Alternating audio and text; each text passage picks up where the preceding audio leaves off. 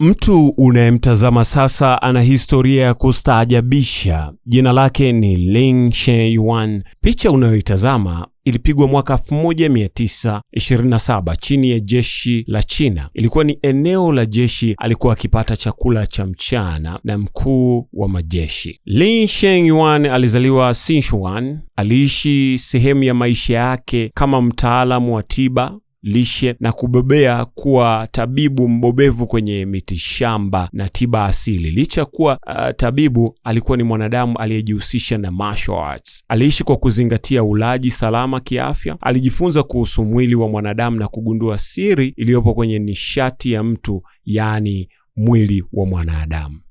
Lin Shen-yuan alielewa elimu ya mtu ni nini na kugundua nini kinawataabisha wanadamu. Hivyo akaanza kufurahia na kuishi uzuri wa maisha na kuyafurahia maisha kila uchao, kwa sababu aliamini kuwa anaishi wakati wa utele zaidi. Hakuamini kama atakuja kuzeeka au hakuamini kama atakuja kuishi umri mfupi. Lin Shen-yuan kazi yake jeshini ilikuwa ni kuchora ramani.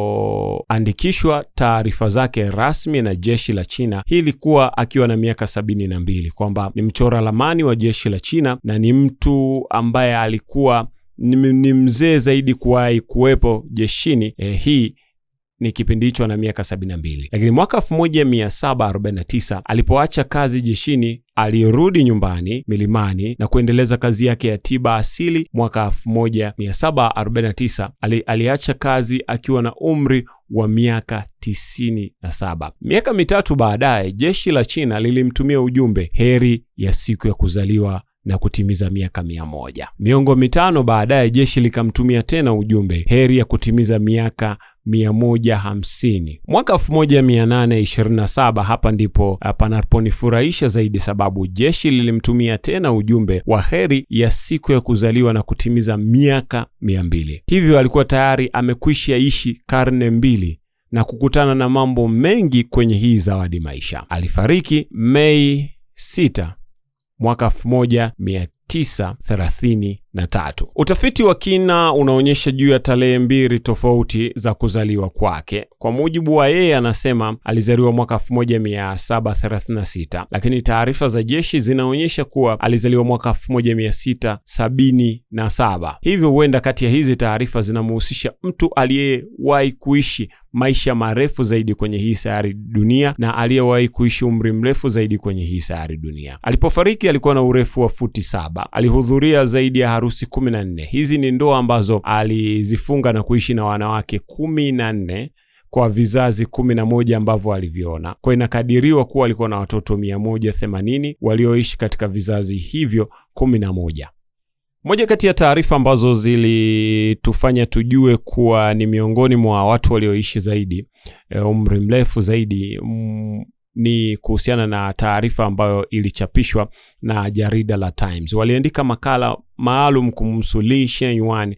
Hii ilikuwa ni toleo la mwezi Mei tarehe 15 mwaka 1933.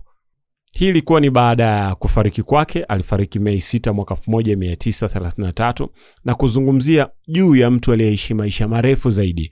Kwenye andiko walilomuuliza baadhi ya maswali wakati wanaandaa hii makala ilikuwa ni ipi hasa ni siri ya yeye kuishi maisha marefu.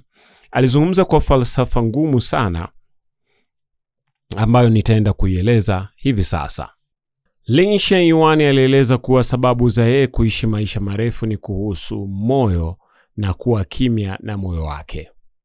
Maneno yake yalikuwa yamejikita katika mwendo wa polepole wa kobe na mapumziko, hivyo alikuwa na utulivu mkubwa sana wa moyo wake. Alipata mapumziko ya kutosha na hiyo ilikuwa ni tiba kiafya. Keep a quiet heart, sit like a tortoise, walk straightly like a pigeon and sleep like a dog. Haya ni maneno ya Lin Shen-yuan. Kuishi uzuri wa maisha ni kujifunza juu ya falsafa ya asili kwa kustawi na kutulia kama mto unavyopitisha mambo yaende.